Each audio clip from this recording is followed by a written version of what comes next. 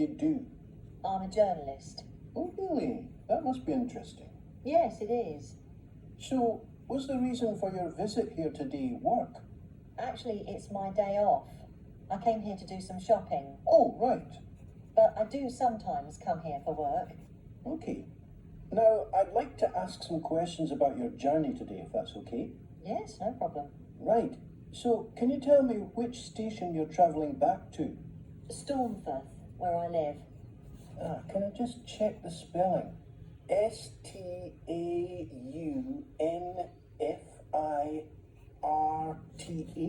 That's right.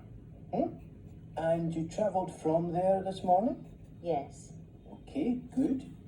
Next, can I ask what kind of ticket you bought? I assume it wasn't a season ticket, as you don't travel every day. That's right. No, I just got a normal return ticket. I don't have a rail card, so I didn't get any discount. I keep meaning to get one because it's a lot cheaper. Yes, you'd have saved 20% on your ticket today. Ugh. So you paid the full price for your ticket? I paid £23.70. Okay. Do you think that's good value for money? Not really. I think it's too much for a journey that only takes 45 minutes. Yes, that's one of the main complaints we get. So you didn't buy your ticket in advance? No. I know it's cheaper if you buy a week in advance, but I didn't know I was coming then. I know. You can't always plan ahead. So, did you buy it this morning? No, it was yesterday. Right. And do you usually buy your tickets at the station? Well, I do usually, but the ticket office closes early, and I hate using ticket machines. I think ticket offices should be open for longer hours. There's always a queue for the machines, and they're often out of order. A lot of customers are saying the same thing. So, to answer your question, I got an e-ticket online. Before you hear the rest of the conversation, you have some time to look at questions 7 to 10.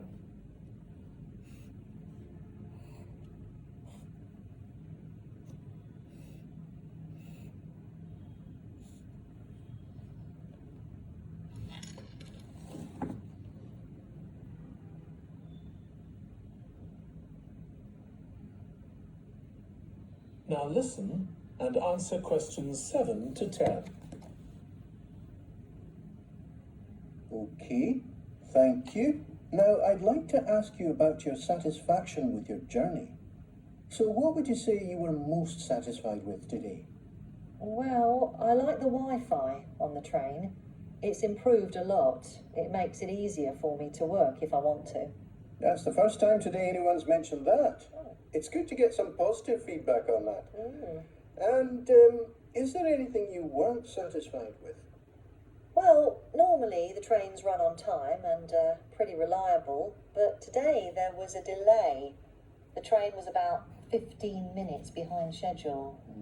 Okay, I'll put that down. Now, I'd also like to ask about the facilities at the station. You've probably noticed that the whole station's been upgraded. What are you most satisfied with? I think the best thing is that they've improved the amount of information about train times, etc., that's given to passengers. It's much clearer. Before, there was only one board, and I couldn't always see it properly, which was frustrating. That's good. And is there anything you're not satisfied with? Let's see. I think things have generally improved a lot. The trains are much more modern, and I like the new cafe. But one thing is that there aren't enough places to sit down, especially on the platforms. Okay, so I'll put seating down, shall I, as the thing you're least satisfied with? Yes, okay. Can I ask your opinion about some of the other facilities? Mm-hmm. We'd like feedback on whether people are satisfied, dissatisfied, or neither satisfied nor dissatisfied. Okay. What about the parking at the station? Well, to be honest, I don't really have an opinion, as I never use it. So neither satisfied nor dissatisfied for that then? Yes, I suppose so. Okay. That is the end of part 1. You now have 1 minute to check your answers to part 1.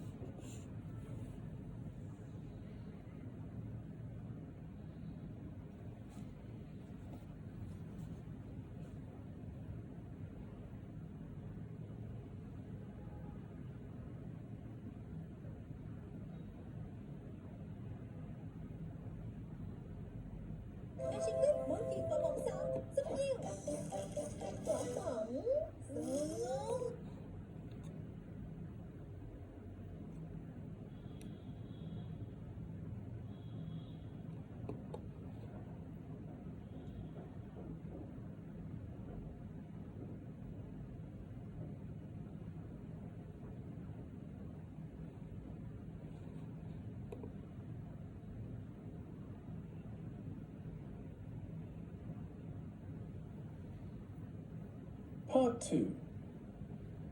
You will hear the chair of a committee on park facilities addressing her local town council about changes that have been made to the park. First, you have some time to look at questions 11 to 16.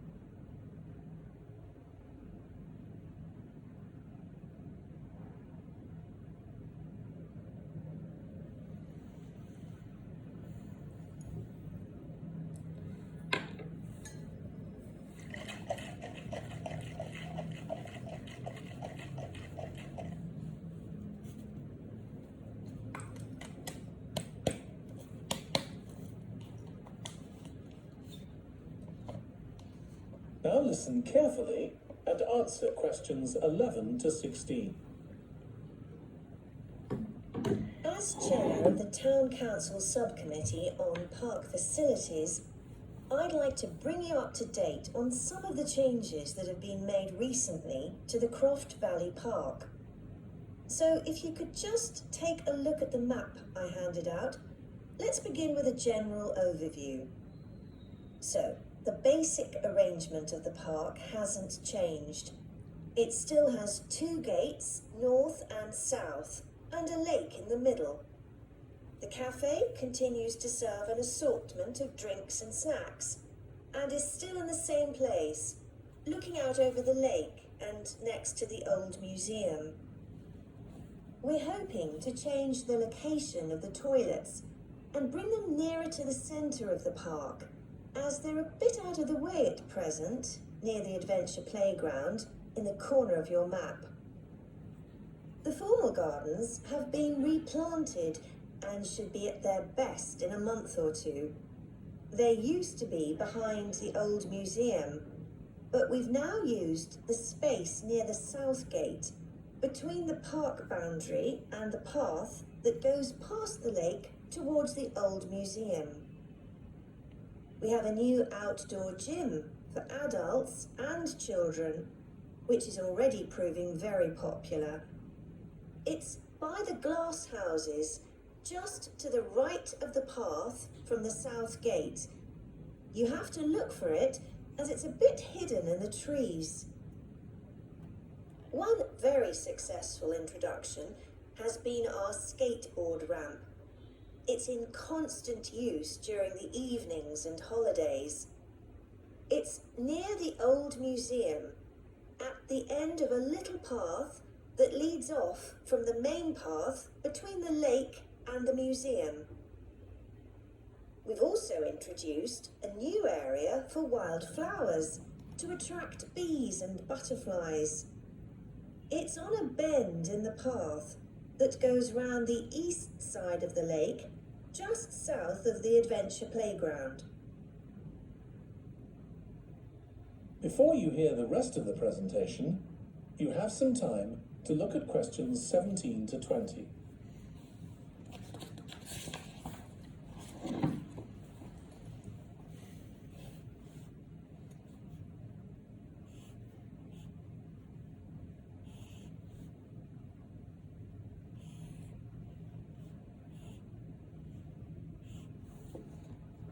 Now listen and answer questions 17 to 20. Now, let me tell you a bit more about some of the changes to Croft Valley Park. One of our most exciting developments has been the adventure playground. We were aware that we had nowhere for children to let off steam, and decided to use our available funds to set up a completely new facility in a large space to the north of the park. It's open year-round, though it closes early in the winter months, and entrance is completely free. Children can choose whatever activities they want to do, irrespective of their age. But we do ask adults not to leave them on their own there. There are plenty of seats where parents can relax and keep an eye on their children at the same time. Lastly, the glass houses. A huge amount of work has been done on them to repair the damage following the disastrous fire that recently destroyed their western side. Over £80,000 was spent on replacing the glass walls and the metal supports, as well as the plants that had been destroyed, although, unfortunately, the collection of tropical palm trees has proved too expensive to replace up to now. At present, the glass houses are open from 10 a.m. to 3 p.m. Mondays to Thursdays, and it's hoped to extend this to the weekends soon. We're grateful to all those who helped us by contributing their time and money to this achievement. The gardens have really been... That is the end of part 2. You now have 30 seconds to check your answers to part 2.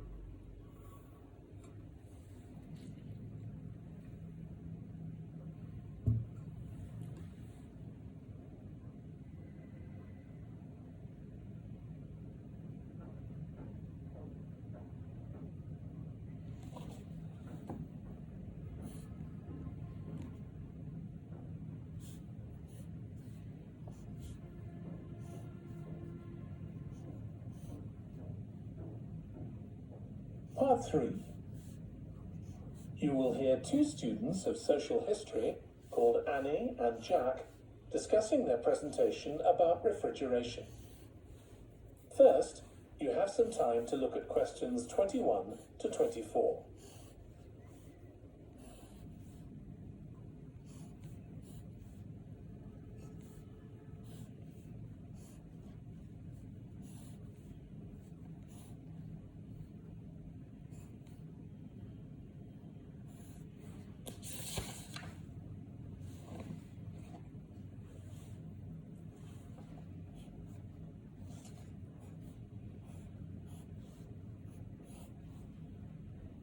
Now listen carefully and answer questions 21 to 24.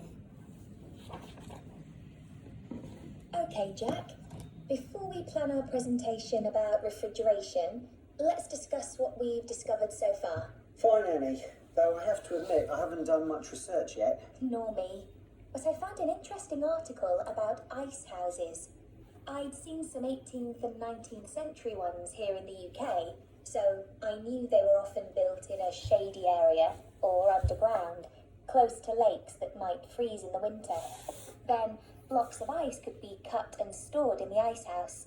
But I didn't realise that insulating the blocks with straw or sawdust meant they didn't melt for months. The ancient Romans had refrigeration too. I didn't know that. Yes, pits were dug in the ground and snow was imported from the mountains. Even though they were at quite a distance, the snow was stored in the pits. Ice formed at the bottom of it. Both the ice and the snow were then sold.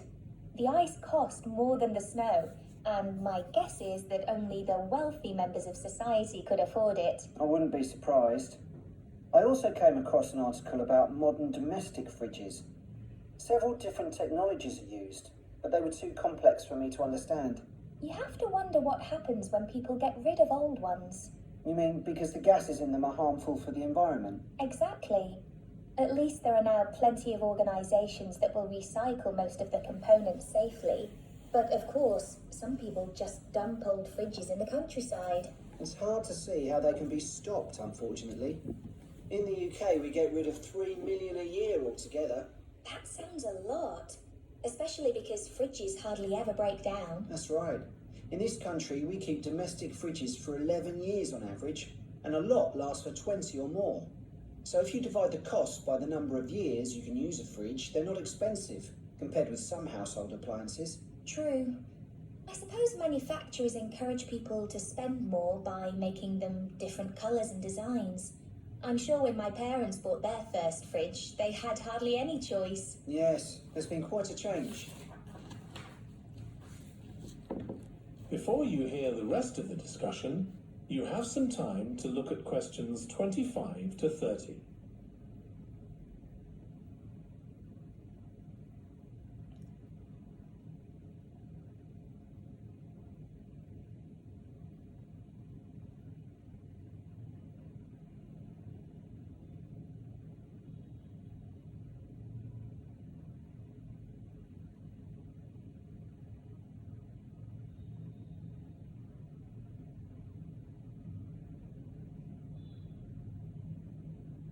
Now listen and answer questions 25 to 30.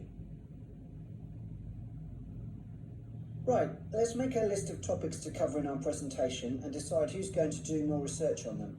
Then later we can get together and plan the next step. Okay.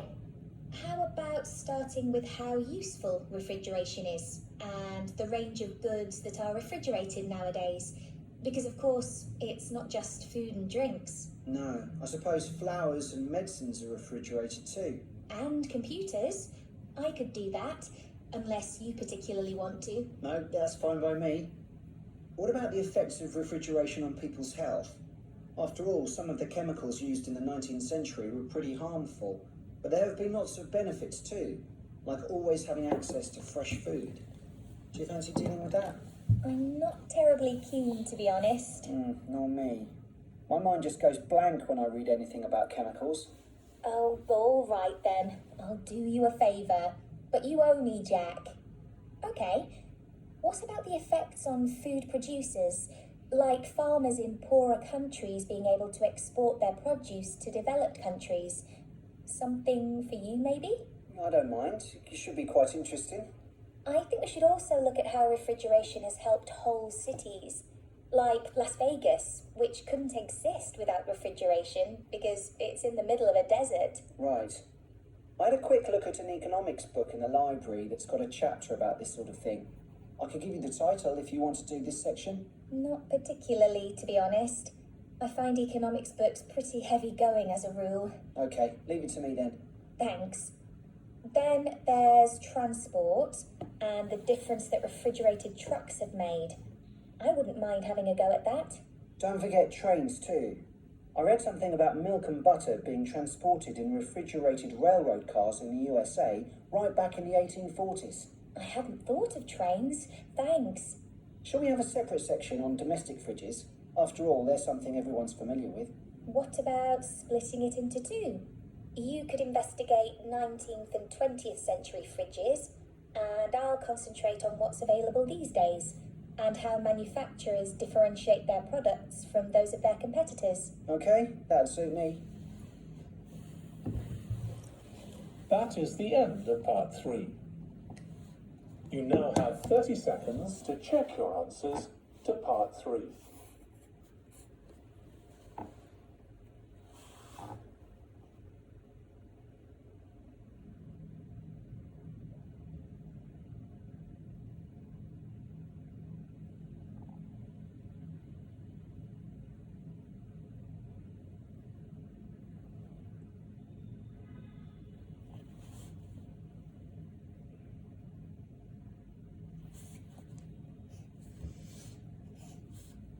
Part 4. You will hear a history student giving part of a presentation about changes in British society in the 19th century. First, you have some time to look at questions 31 to 40.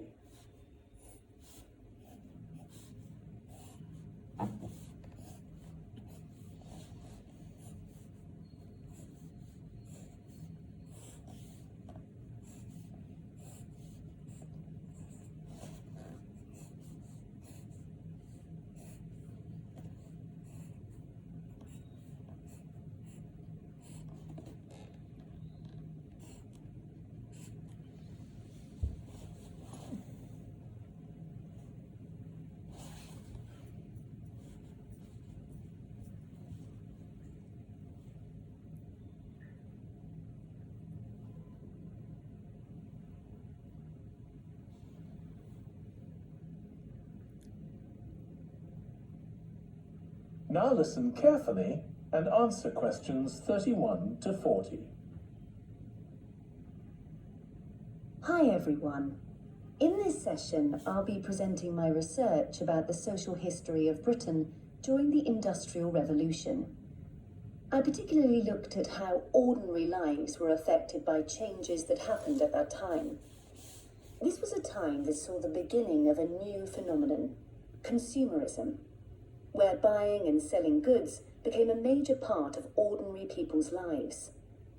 In fact, it was in the 19th century that the quantity and quality of people's possessions was used as an indication of the wealth of the country. Before this, the vast majority of people had very few possessions, but all that was changed by the Industrial Revolution. This was the era from the mid-18th to the late 19th century, when improvements in how goods were made, as well as in technology, triggered massive social changes that transformed life for just about everybody in several key areas. First, let's look at manufacturing. When it comes to manufacturing, we tend to think of the Industrial Revolution in images of steam engines and coal. And it's true that the Industrial Revolution couldn't have taken place at all if it weren't for these new sources of power. They marked an important shift away from the traditional watermills and windmills that had dominated before this. The most advanced industry for much of the 19th century was textiles. This meant that fashionable fabrics and lace and ribbons were made available to everyone.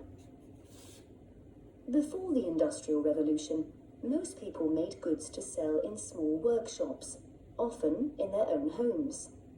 But enormous new machines were now being created that could produce the goods faster and on a larger scale, and these required a lot more space.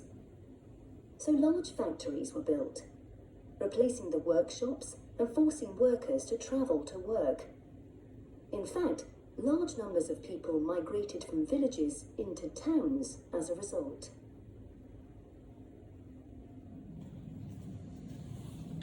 As well as manufacturing, there were new technologies in transport, contributing to the growth of consumerism.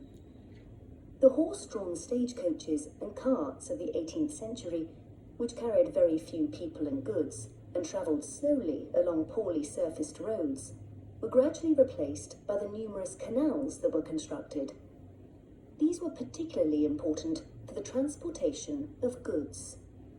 The canals gradually fell out of use, though, as railways were developed, becoming the main way of moving goods and people from one end of the country to the other.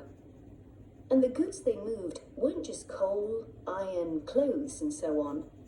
Significantly, they included newspapers, which meant that thousands of people were not only more knowledgeable about what was going on in the country, but could also read about what was available in the shops, and that encouraged them to buy more.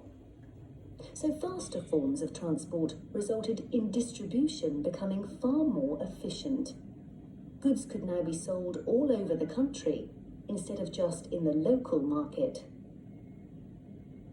The third main area that saw changes that contributed to consumerism was retailing. The number and quality of shops grew rapidly, and in particular, small shops suffered as customers flocked to the growing number of department stores, a form of retailing that was new in the 19th century. The entrepreneurs who opened these found new ways to stock them with goods and to attract customers. For instance, improved lighting inside greatly increased the visibility